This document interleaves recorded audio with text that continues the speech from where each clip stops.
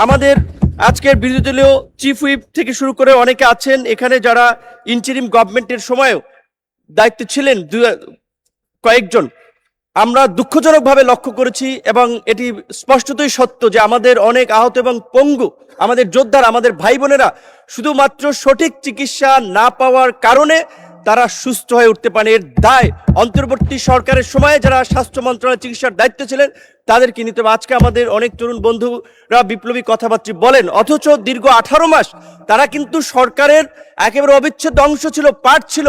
এই বিচার কিংবা এই আহতদের ক্ষতিপূরণ, তাদের কল্যাণের জন্য তারা সঠিক পরিকল্পনা নেয়নি। এটা অত্যন্ত দুঃখজনক। এমনকি আমরা দেখেছি এই জুলাই গণঅভ্যুত্থান আহতদের তালিকা নিয়েও একটি নয়ছয় করা হয়েছে। কাজী মুক্তিযোদ্ধা মন্ত্রী যিনি এই জুলাই অধিদপ্তরের দায়িত্ব আছেন, আমি অনুরোধ করব শুধুমাত্র এই 36 দিনের আন্দোলন নয়, গত এই 17 বছরের আন্দোলন সংগ্রামে আহত পঙ্গুত্ব বরণকারী প্রত্যেকটি ব্যক্তিকে রাষ্ট্রের পক্ষ থেকে তালিকা করে ক্ষতিপূরণ দিতে হবে।